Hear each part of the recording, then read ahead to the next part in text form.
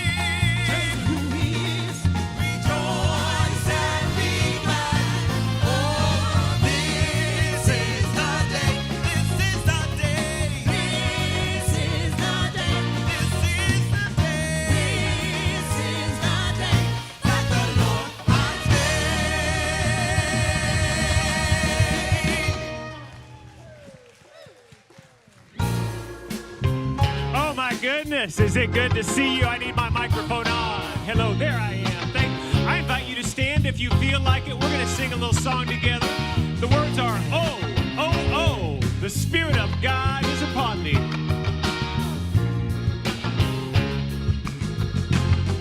Here we go. Oh, the Spirit of God is upon me. Oh,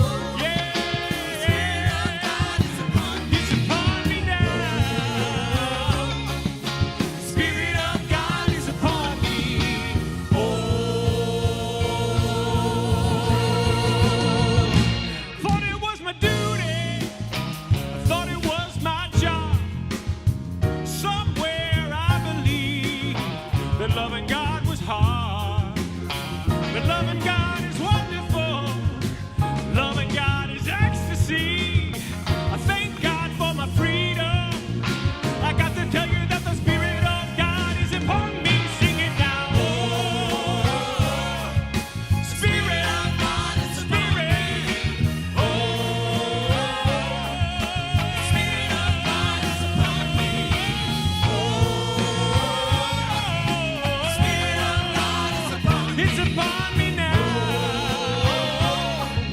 The Spirit of God is upon me. Whoa.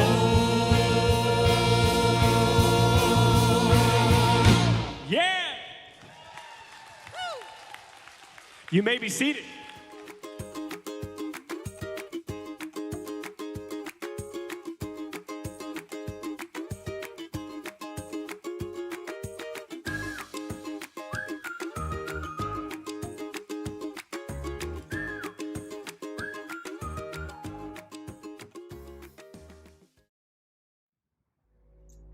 Good morning, live streamers. We invite you to get up off the couch, grab your mask, and join us on campus this Wednesday night because our beautiful Unity Pyramid will be open to you for Wednesday night satsang at 7 p.m. RSVP on our website and join us. We'll be chanting and meditating together and exploring the topic, opening up our stuck places. Have you been feeling stuck during the pandemic? One of the ways to experience greater freedom is to join together in spiritual community. So we hope to see you in person or on live stream. Either way is wonderful. We'll be happy to connect with you. See you then. Namaste.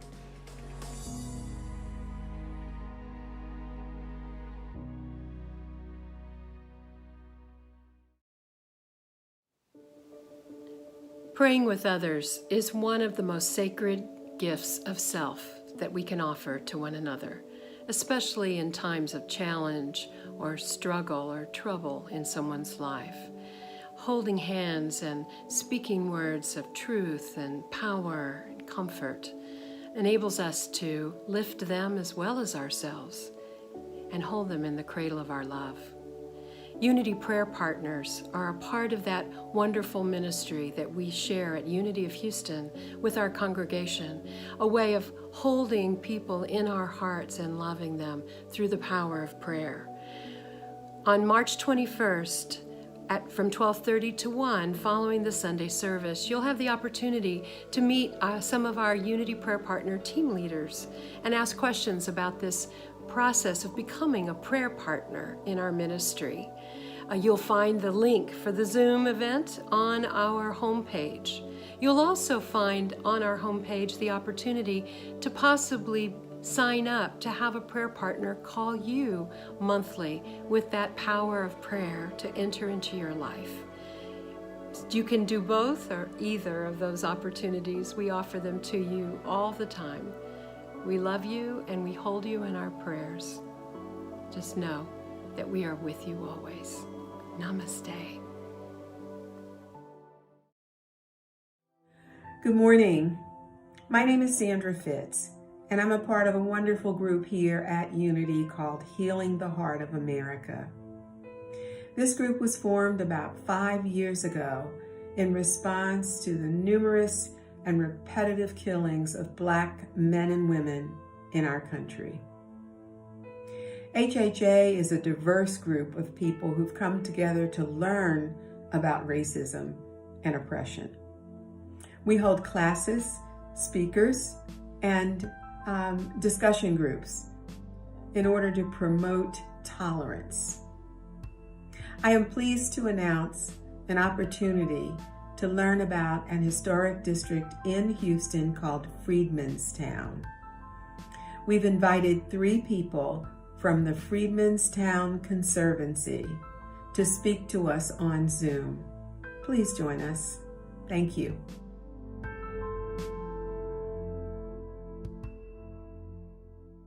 Faces here in this room with us. Thank you all so much for being with us. So we haven't done away with these yet, and we will. We're looking at continuing to look at the statistics that are coming from the medical community, and right now not enough of us have been vaccinated, and the hospitals are still just too full. The reason we're doing this is not out of fear. It's out of compassion, and particularly for our medical community. They have been, can we just give some love to all of our medical doctors, nurses, everyone who's been working this past year for COVID. It's really amazing, and so we're just wanting to take care of them. We want to make sure that we are doing everything we can to keep anybody else out of medical care from COVID, but that we're looking at it, we're going to continue to work with it, and at the right time, we will expand the number that can be here with us live, and we will, update those guidelines for masking and distancing. But thank you all so much for your love in covering your faces and keeping your distance today. We're seeing a lot of elbow bumps in the room today, and one day we will be hugging again, I promise. I want to do a shout out to our landscaping team. We had a wonderful group show up yesterday. After that horrible winter freeze we had in Houston, we are making spring happen. Well, I don't guess we're making it happen. We're welcoming it here at Unity of Houston, getting our campus ready for Easter. We're going to have a big outdoor service with hundreds of people right out there for Easter. And so thank you all for everyone who worked, and there will be another opportunity to do that before Easter. We'll let you know about that. We do have another opportunity. We need volunteers. I'm not sure if you're aware of this, but we are now a part of 2 different programs of food distribution to the hungry here in Houston.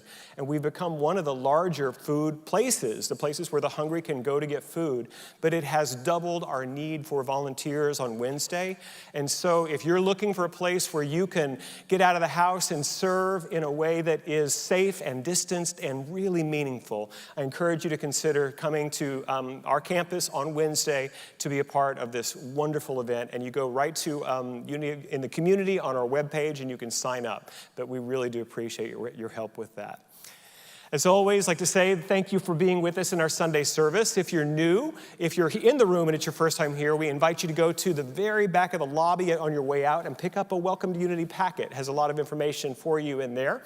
And if you're watching us online, we would invite you to fill out the virtual connection card. It'll be pinned, the link will be pinned in the comments section on Facebook, and you can also go to our webpage, homepage, unityhouston.org, and it'll be right there. I think that was a lot to say. I have one more thing I want to say, that as we are in this process of reopening and reimagining the future of Unity, we're not only doing it here in this church, but our whole movement is doing that. And I had the opportunity this week to interview our new executive director for Unity Worldwide Ministries, and I want to share with you a little bit of that interview with you right now.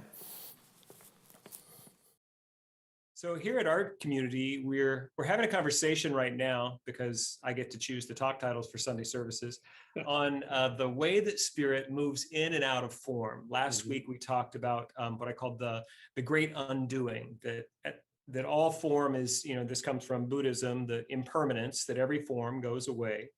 And then there is also pouring itself into a new form, recreating, regenerating from the divine ideas. And so we're asking questions. We're in our 102nd year in existence as a spiritual community.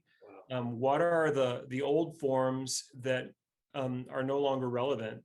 This is the way we've done spiritual community. This is the way we've done church, but they're no longer holding life for us. Mm-hmm. And what are the ways that we've been doing things that still are really vital? This is just who we are. These are, identifying for us. And then thirdly, what are the new things that want to happen now? What are the new forms that Spirit wants to pour itself into and expression in our community? So I want to ask you that same question. What are the things that you're seeing for our whole movement? Since you're now, one of our top leaders in this movement, what are the old things that we don't need to do anymore? And what are the things that are just who we are? And what are the things that you see as being the new for us? And that is such a fascinating and difficult question, because I have my idea what I think it is. And that's why I'm interviewing you. I want to hear your ideas. Okay, all right. So, and I have to try to keep my pulse on what's happening in the movement at large, because I don't want to be a dictator saying, this is what we're going to do. When I came on board, I recognized, and I started talking to the staff about, I want us to start compartmentalizing our time based on what did we do that was past Unity? What did we do today that was current Unity? And what did we do today that's future Unity? That's it. And really start shifting our time towards future Unity. We can't let go of past Unity. We can't ignore current Unity, but we really have to be investing time in where we think we're going to be 5, 10, 15, 20 years from now. If we're not investing time into that, then we're just going to keep doing the things we've always done. And when we look at Unity's history, we've made efforts to try to get forward thinking, but we've almost always been dragged back by the past and the present, always dragging us into that. And so in my position, so we are responsible for dealing just with general dysfunction. If a If a minister is having trouble with the board, or if a board's having trouble with the minister, or there's financial issues, we're often called in to deal with that. And that's what we really have to think about. How much time do we spend in that world versus the world of, we need to create and plant new functional ministries. And that doesn't mean a building in somewhere with some town with a minister speaking there. That could be a ministry that meets in a park somewhere, or it's a campus ministry for youth, or whatever that might be. We need to think about reaching the kind of people that are looking for us today. And that's what I'm so passionate about, so excited about.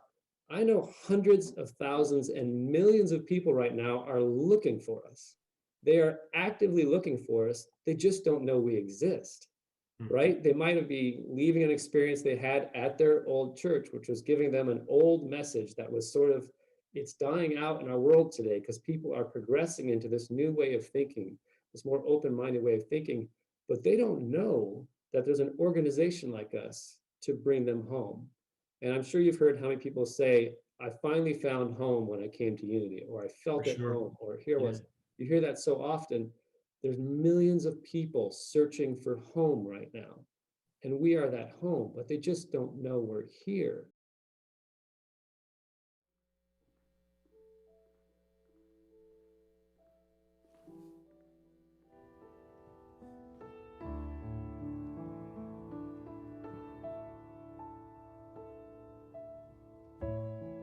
I softly close my eyes,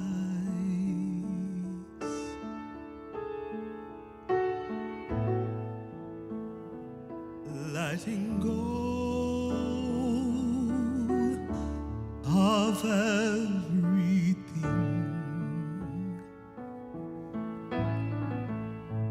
in this holy silence.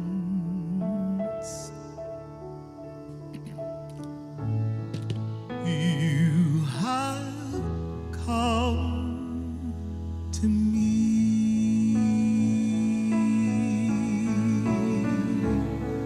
This is the path I've chosen.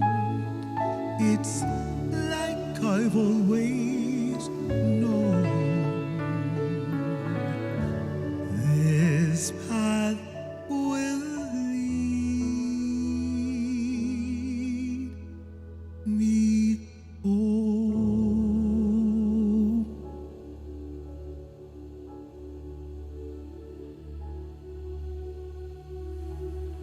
I invite you to stay in your heart in that beautiful space that Boris just ushered and invited us into for our meditation. Now is the time to adjust the way you're seated so that you are feeling supported, stable, strong, and yet open, soft. Let's begin by breathing together, breathing out, releasing anything we no longer need. Breathing in new life, all that we need for our lives going forward.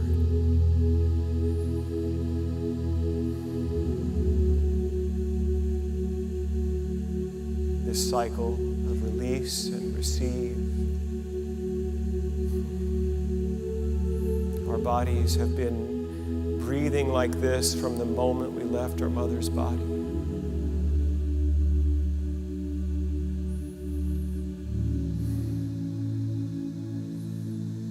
And it is still for me, the surest way to become present, to become available to what's here in this now moment, is to breathe consciously, gently focusing on that breath, releasing and receiving.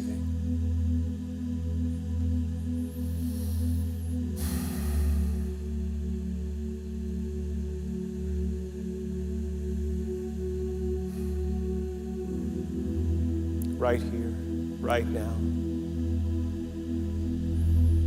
As I release this breath, I release any thought of limitation, any thought of scarcity or lack. I release any pattern of thinking in my history that says I am not good enough. I let it go. And I breathe in the truth. Actually, I breathe in a new awareness of the truth that has always been within me.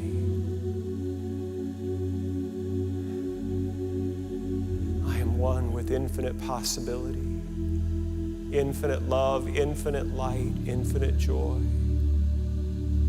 because God lives in me. I am an expression of the perfection and wholeness of God. God is light, I am light. God is life, I am life. God is love, I am love. God is peace, I am peace. God is power, I am power. God is joy, I am joy. God is beauty, I am beauty.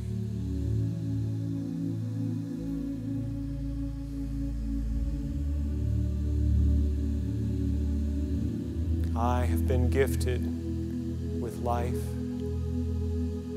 a life to choose my own way of expressing and experiencing.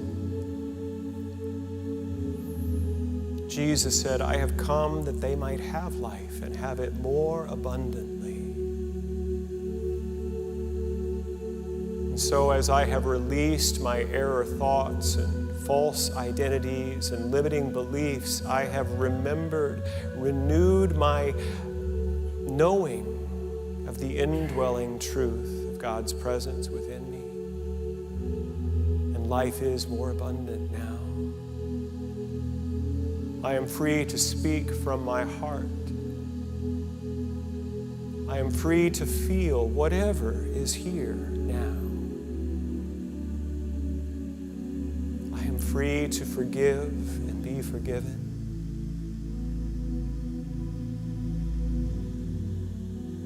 I am free to live into my future with greater hope,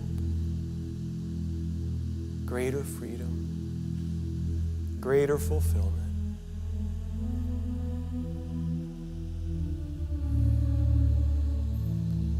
As I have aligned my thoughts with God mind, my thoughts become creative in a way that is more aligned with this truth of my wholeness. I experience this as healing now in the realm of my relationships. I am the light of the world, as Jesus told us. And I extend that knowing to everyone I meet. You are the light of the world.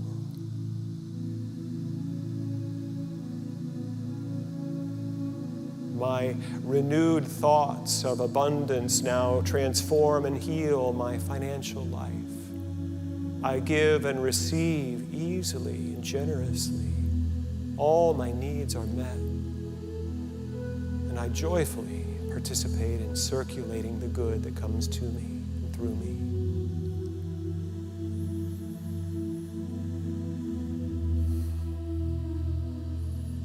And my creative thought, aligned with wholeness, the wholeness that God is and that God is within me, I now demonstrate and manifest in my body. I am healed. I am whole. At the cellular level, every cell, every strand of DNA in my body remembers its blueprint of wholeness, well-being, right function.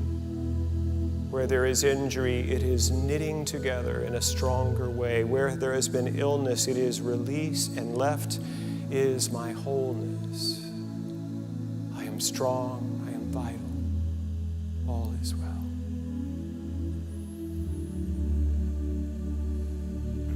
breathe out and release anything that is unlike the light of God within me. And I breathe in the knowing that God and I are one. And I am grateful. Amen.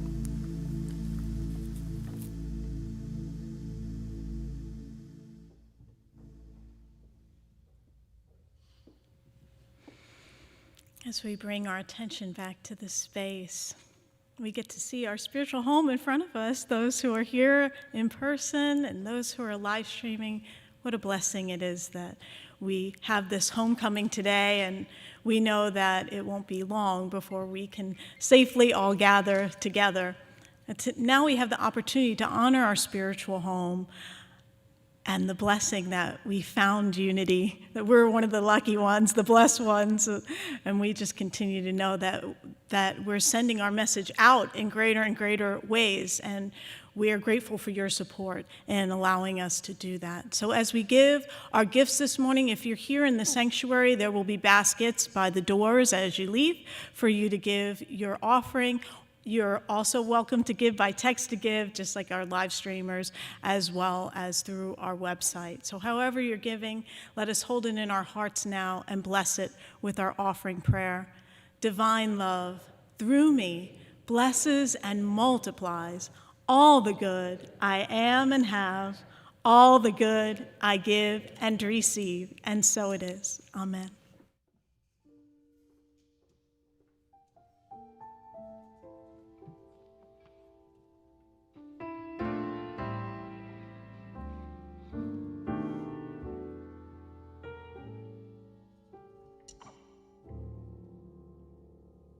I've got so much to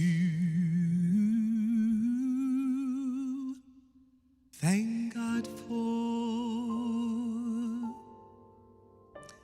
So many wonderful blessings and so many open doors. A brand new mercy along with each new day. That's why I praise God, and for this I give God praise.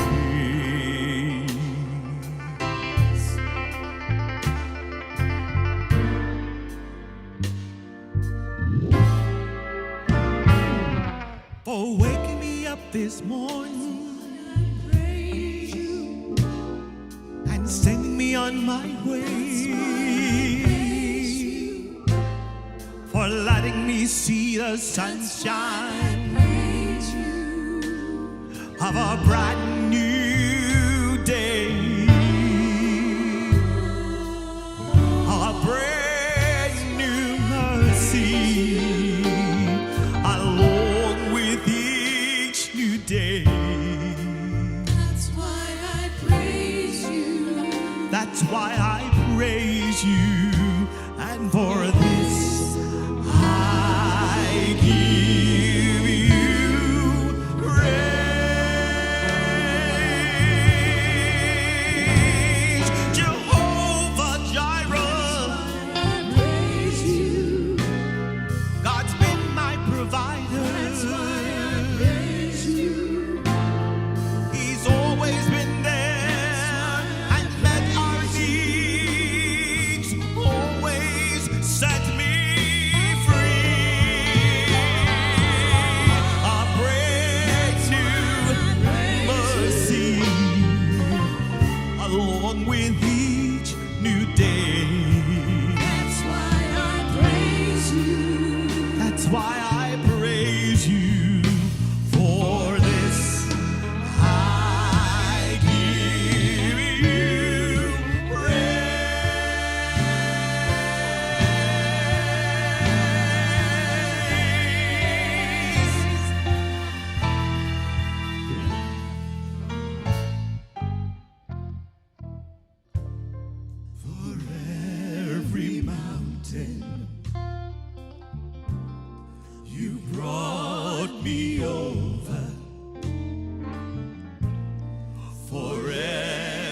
trial.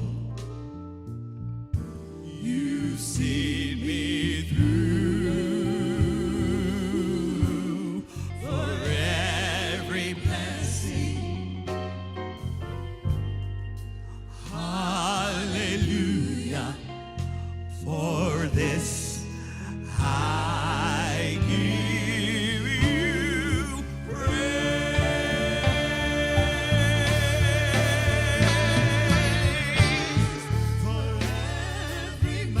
For every mountain, you brought me over. God, you brought me over. For every trial, you've seen me through. God seen me through. But every blessing, hallelujah.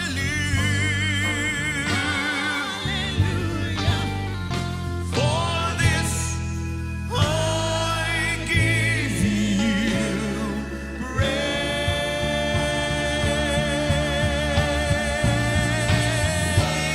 For every mountain, you brought me over. God, you brought me over. For every trial, you've seen me through. For every blessing,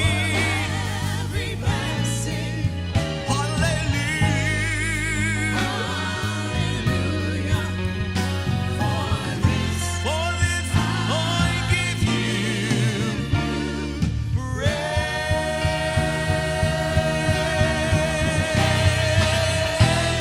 For every mountain, you brought me over. God has brought me over. For every trial, you've seen me through. And for every blessing,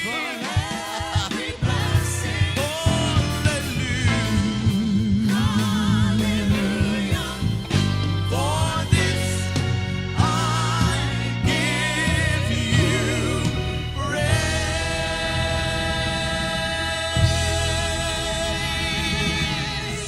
Yes.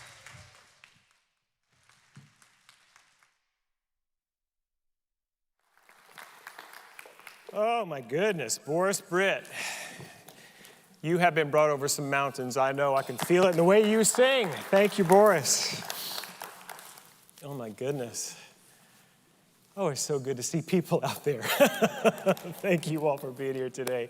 And thank you all for being here today as you have been, those who are watching from home. We're so grateful that we have had this, there's been a blessing in this time of COVID. We have now expanded our ministry. Our community is now spread throughout the world, or at least through this country in North America. We have people who are faithful now, pledging, tithing members of our church who never would have found us without COVID. So we can find the blessing if we look for it. And we do see ourselves on the other side of this mountain completely. We're getting there. So I also wanted to tell you that if you enjoyed the snippet of the interview with Reverend Shad, our executive director for UWM, the whole interview will be available on our YouTube page starting this afternoon. So you can see that it's about a 20, 30-minute interview. You can see he has a lot of great things to say about the future of our movement. So today, it's not really part two from last week, but they are connected. I'm speaking about the impermanence of form and the way that, as I said on the video, that the way Spirit moves in and out of form. All form is temporary. We let it go at the end of the service today, and we're inviting people to join us at 12:30 for our Burning Bowl, which is normally on New Year's Eve, but we're going to do it today because we've been a year now in this process of COVID and pandemic, and it feels like a good time to release. So over here in the corner, we have our chimenea. We're going to be releasing anything that no longer serves us as we step into a new year of glorious unfolding. That's the title today, the glorious unfolding. But first, Billy Graham, world-renowned preacher. He could fill stadiums and do these amazing crusades, but I like the fact that he always kept a little humility about him. And He had a story that he would tell often in his giant crusades about his early days in ministry. He was preaching a revival in a small town in the South, and he wanted to mail a letter. And he was downtown. He saw a young boy there, and he said, "Excuse me, can you give me the directions to the post office?" And the young boy said, "Sure," and told him where it was. And Reverend Billy Graham said, "Thank you so much. Now, if you come to the revival where I'm preaching tonight, I'm going to give you directions to heaven." The little boy looked at him and said, "You don't even know where the post office is. I'm not coming."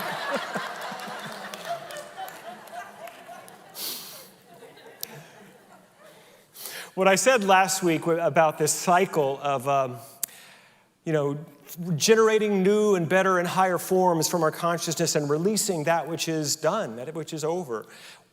If we are able to bring our conscious mind to this process of creation and release, then we are freed from this cycle of repeating the patterns of our wounded past. That's what they say, nothing changes, nothing changes.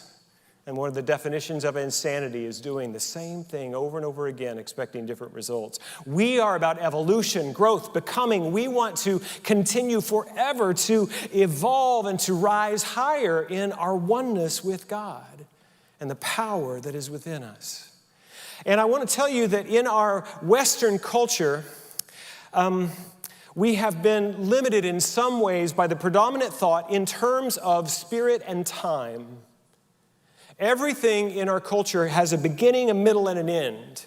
And so this has translated into Western religion, and particularly in Christianity, where we have this idea that in the beginning, God created the heavens and the earth. Then there's a lot of stuff in the middle. And in the end, it's all going to be over. We're going to sing and play harps forever, if you're doing it right. Because I was taught in that tradition that, this is something we said, I've looked in the back of the book and I saw who won. Isn't that great? And it's a wonderful story and a wonderful metaphor, a way of, a lens for looking at reality. But today I want to offer a different one. That our spiritual lives didn't begin, and we don't have a middle, and then we're over, that it is an eternal, we are participating in the eternal life of God right now. You do have an eternal life, and this is part of it. It's not all of it, but this is your now.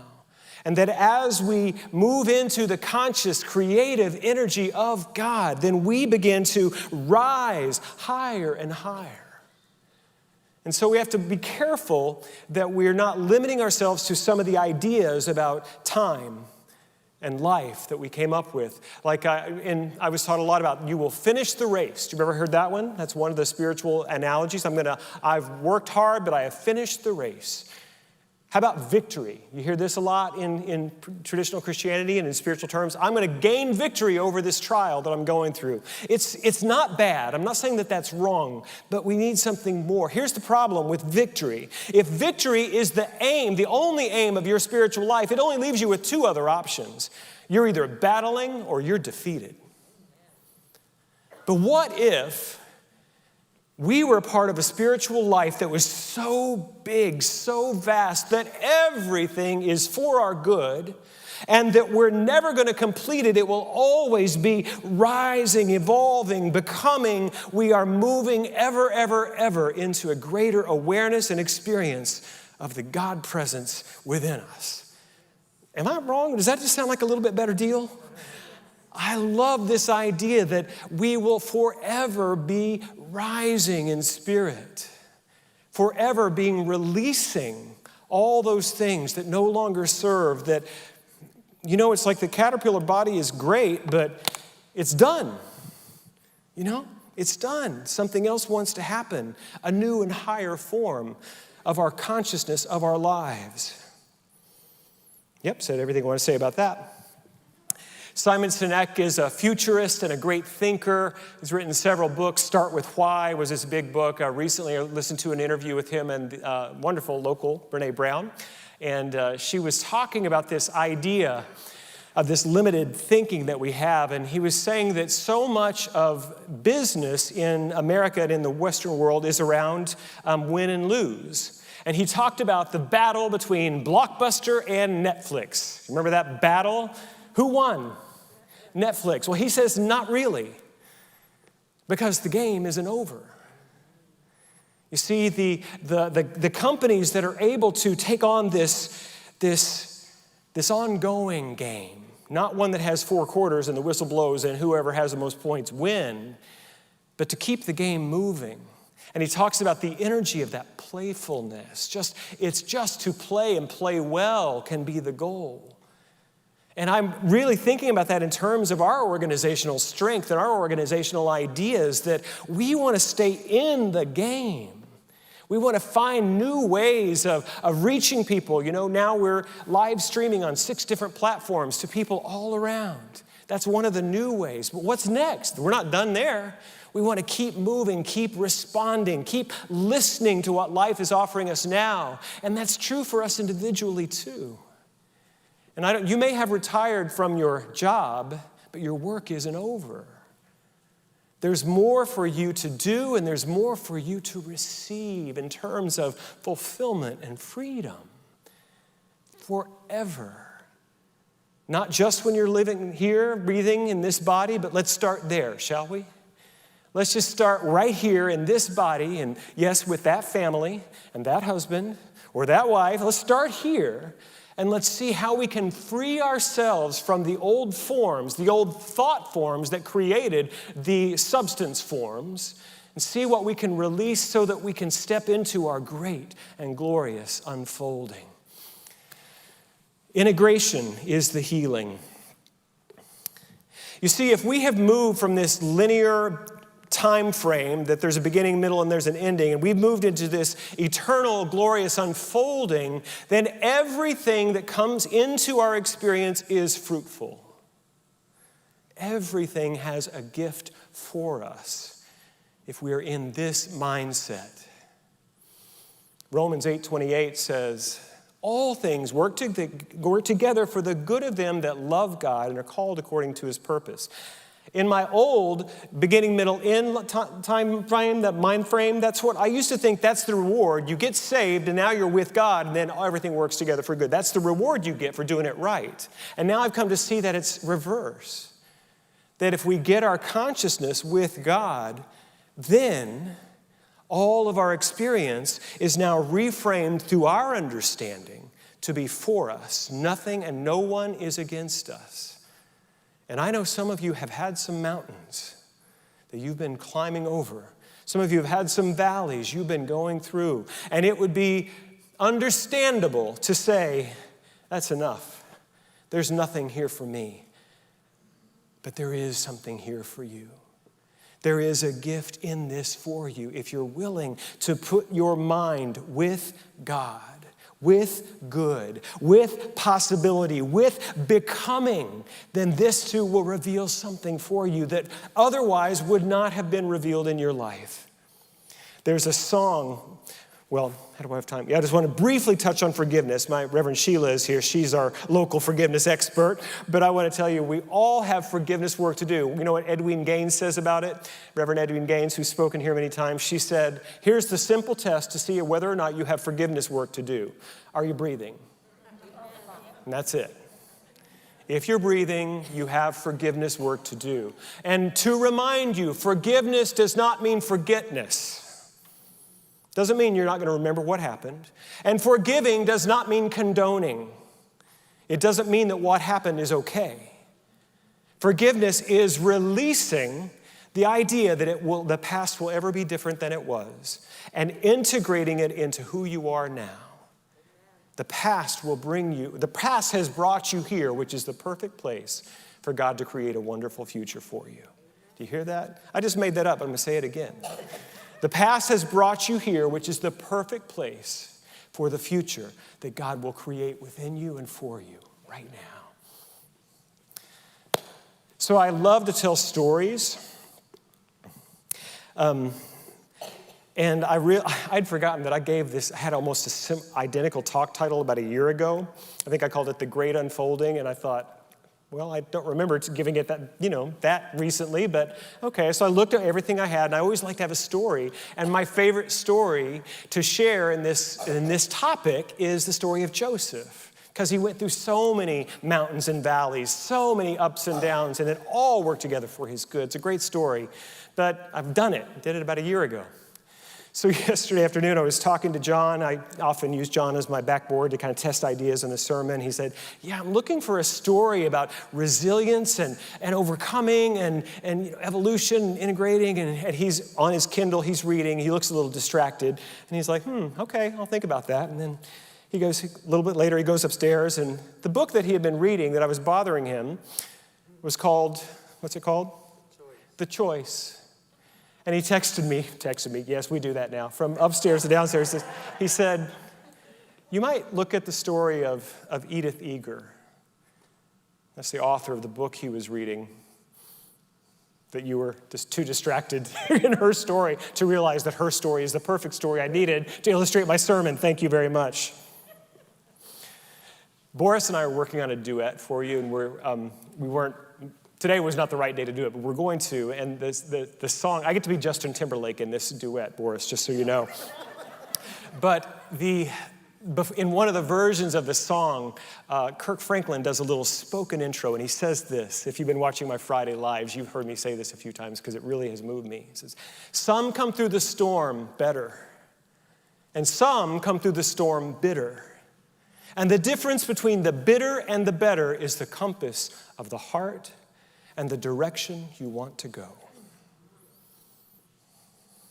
Let me tell you the story of Edith. Oh, so much here.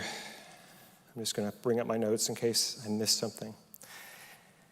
Edith Eva Eager was born in Kausa, Hungary in 1927, September 29th.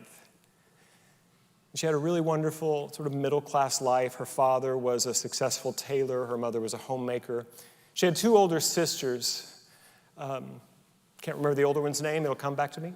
Was a violin prodigy and performed publicly a violin concerto at the age of 5. As Edith says, that's a hard act to follow. The middle sister, Magda, was a great beauty and also a gifted pianist. And so Edith was like, well, what am I going to do? She had a great personality. Her sisters made fun of her. She had a crossed eye when she was little, and they would tell her she's so ugly, she's never going to find a husband. And she says that now. She tells the story with no sense of resentment. She has long forgiven any of that. But she said it actually did a good thing for her, that it caused her to spend a lot of time on her own, and she built a lot of inner resources. She was a gifted dancer and studied ballet. She was a gifted gymnast, had a lot of energy and vitality. She was on the Hungarian national team and was training for the Olympics when she was 15, when something changed in her world. One day, the coach came up to her and said, you're no longer on the team. I'm going to have to give your spot and train someone else. And Edith said, why? And her coach said, because you're Jewish. It wasn't the first time that Edith had experienced anti-Semitism. She says that she remembers leaving her Jewish school at 5 years old and the other Hungarian kids spitting on the Jewish kids and calling them dog and pig. So she knew what this was. A few months after being kicked off the gymnastics team, her family was having the final Seder dinner at Passover in their home. And there was a knock at the door, and it was the SS. And her family was removed from their home. The SS moved into her family's home, and she and about 12,000 other Jewish people there in Kausa were moved into a shut-down, vacant brick factory. And they were there for a while, and then the trains began. And she and her family were put on a cattle car, and we know these stories. But you see, she had never heard of a place called Auschwitz. She didn't know what was happening. She was 16 years old, a child, really, a young girl with her mother and her sister Magda. Her older sister had been accepted to a very prestigious music conservatory in Prague, and her Christian music teacher knew what was happening and hid her away through the entire war. It's what in Israel, they called them the righteous Christians who hid the Jews from the Holocaust. They arrived, before they left Causa, Edith has a memory of being in the cattle car and looking out through the slats and seeing her boyfriend. They may have told her she was ugly, but she had a boyfriend. And she loved this boyfriend. And he looked at her and he knew what was happening. I don't think either of them knew it would be the last time they saw each other, but he said, I see your beautiful eyes. I see your beautiful hands. And in the darkest of the dark times when she was in Auschwitz, she would comfort herself and she would find strength to face another day with that thought. She said, I would say, tomorrow, my boyfriend will see my beautiful eyes and my beautiful hands as her body wasted away from abuse and starvation. They arrived at Auschwitz and they immediately separated the men and the women. She never saw her father again. He was immediately executed in the gas chambers. They separated the women and the girls, and her mother went to the right and her sister went to the left, and she followed her mother and Mengele himself, Dr. Death. He said to Edith, he said, is this your mother or your sister? And she didn't know what was going on. She didn't know. She told the truth. She said, it's my mother. And Mengele separated Edith and put her back with the younger girls and her mother. And she said, your mother's just going to go take a shower. And she was into the gas chamber. She never saw her mother again. The next year was, as you said, we know these stories, the starvation, the deprivation. At one point, Edith weighed 40 pounds. Mengele had heard she was a dancer and commanded her to perform for him and his officers. And at 40 pounds and starving and abused and having lost her parents, still with her beloved sister Magda, they took care of each other in that experience. She danced. That vital life force. And if you see her, she's still alive, 93. She has this vitality, this joy that just is who she is. And she danced, and Mengele rewarded her with a loaf of bread. She was starving, and yet she shared that loaf of bread with the other girls in the barracks. When the Allied forces were advancing, the Nazis, what they would do is they would empty the concentration camps, and what they did death marches to other work camps that were farther away from the Allied forces, and that's what happened. A 35-mile march, many died. Edith had a broken back, had 5 strains of typhoid fever, and she would have died on that death march, except for one thing. 2 of the young women who she had shared her bread with, they saw her. And they came and they formed a chair and they carried her to the new death camp. It was so horrendous that when the 71st Infantry from the United States Army showed up to liberate that camp, she was with a whole pile of dead bodies and they thought she was dead. And one soldier thought he saw her move her hand. She was rescued and put into a hospital where she began to recover. They didn't give her much chance, but Edith has a life force about her, and she did recover. At 93, she still swing dances every Sunday. She met her husband. They married quickly. They moved to America. She said that most of the survivors of the death camps did marry quickly. They didn't know how to process what they'd gone through. They had no words or language for grief or healing, but they wanted to become normal as quickly as they could. So they married and started families, and they moved to America. And she had 3 children. And it was 20 years later, she never spoke of what happened to her. And 20 years later, her rage and her anger was overtaking her, and somebody suggested a therapist. And she started to do the work of grief and healing. And she, as many do, continued her work by becoming a therapist. I'm not meaning to look at you, Dr. Randall Brailsford. I'm just seeing you over there. I'm just teasing you. We love Randall serves so many with this beautiful work. And she finished her PhD in psychology at University of Texas at El Paso. She began to work with trauma patients. She did so much amazing work. And it wasn't until 1990, 50 years later, she felt strong enough to return to Auschwitz. And that became the central symbol for her work. That the central theme of her healing work with trauma patients, you must face the pain of what happened to you. You have to feel to heal. Do you hear that? Pushing it away, suppressing it will not heal you. It's like poison that you keep in your body. She says, you have to feel. You don't stay there in that prison. The past brought you here, but you decide where you want to go to create your future. You will always have a choice. Will you live in anger and pain, or will you live from hope? She has a definition of love. I'd like to share it with you. 2 words: letting go. That's a little thing I picked up from watching a video of Edith. She says, not everything that happens to you is a gift, but there is a gift in everything that happens to you. We cannot choose to have a life free of hurt, but we can choose to be free, to escape the past, no matter what befalls us, and to embrace the possible. In the opening pages of her book, she says, I invite you to make the choice to be free.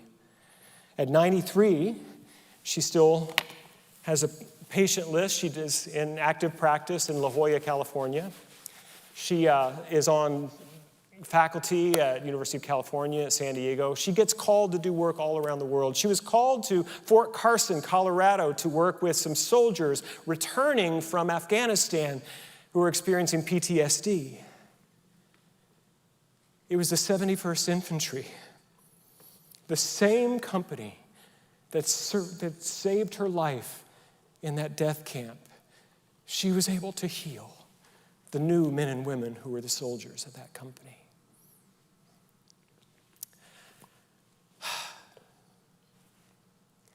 You have a choice. I have a choice. She says some of her patients, they don't want to talk about their trauma because nothing can compare to hers. But she said, no. I have done this so that I am available to be a loving witness for your healing journey. I don't know what your future will look like. But I know this. If nothing changes, nothing changes.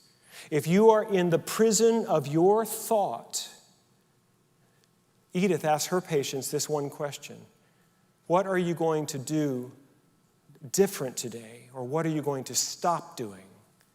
Because if you keep doing what you are doing, you will remain in prison. I invite you now to join me in prayer.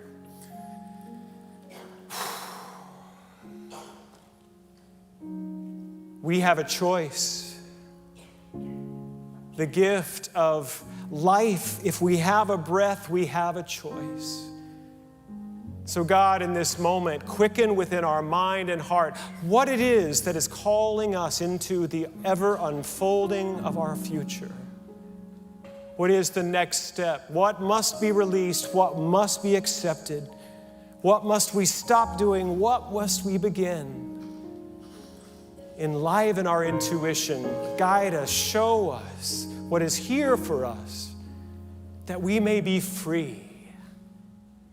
That we may be free to live the life you have called us to and equipped us for. We begin by releasing anyone that we have held as wrong, anyone that we have been holding in blame, we let them go. And that energy that we've been using in blame, we now draw into our own being, and we take responsibility to move forward. Responsible for our own healing, our own becoming, our own yes. And we know, God, that you empower and lift us in that yes into our healing, into our wholeness. So I speak a word of gratitude for everyone within the sound of my voice, for the enlivening newness that is coming into lives, that we are stepping into it free to be exactly who we are. We celebrate this newness as we release the oldness. Thank you, God. It is good, and so it is. Amen.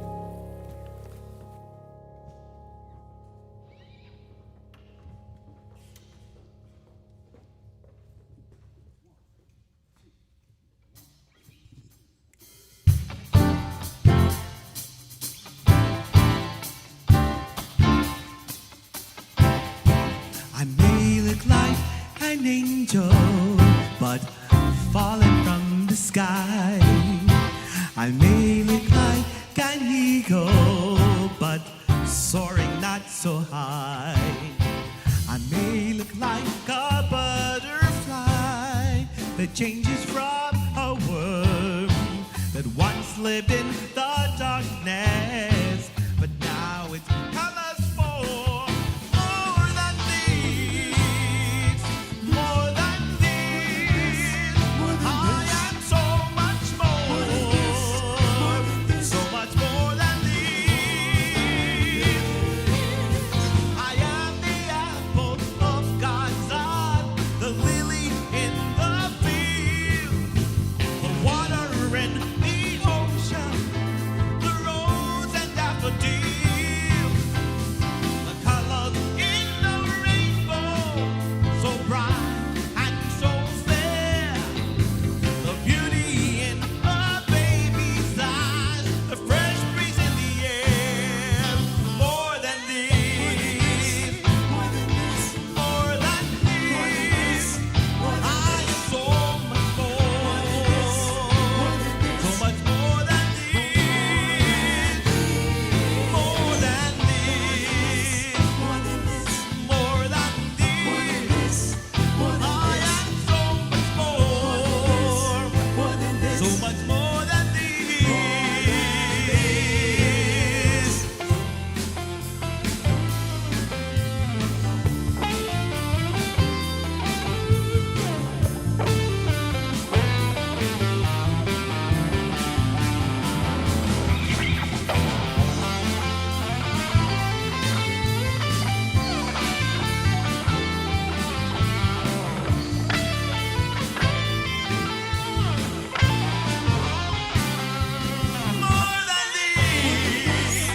than this, more than this.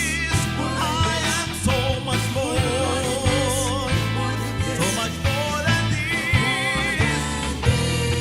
more than this, more than this, more than this. I am so much more, so much more than this. I'm spirit, true life, no matter. I'm more than what you see. I'm spirit, I am spirit, true life and love within. No matter what you think of me, more than what you see. I am spirit, I am spirit, true life and love within. No matter what you think of me, I'm more than what you see.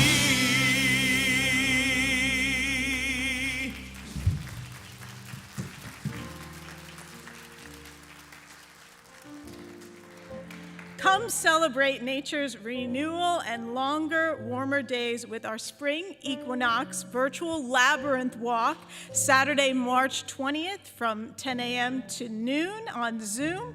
Learn about labyrinths and enjoy the meditative experience of walking a finger labyrinth. Register online. Our Burning Bowl ceremony is today, so stay with us or join us if you're watching from home and bring your list to be burned today. RSVPs for next Sunday are open now, so you can go ahead and register and join us next week. So I invite you to stand as you're able and join us in singing our peace song. If you're with someone that you're quarantined with, you can hold their hand, but otherwise place your hands over your heart as we sing our beloved peace song.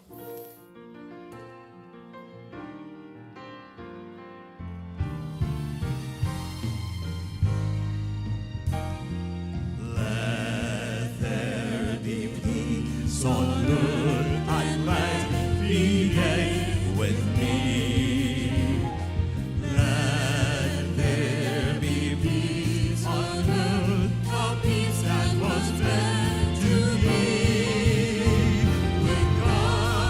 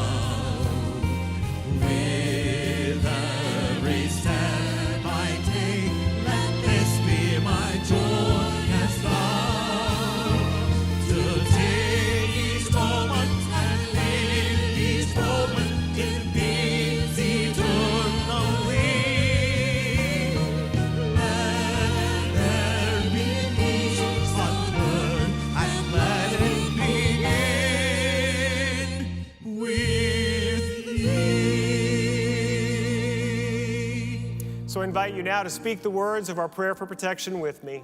The light of God surrounds us. The love of God enfolds us. The power of God protects us. The presence of God watches over us. Wherever we are, God is. And we proclaim today, God is good all the time.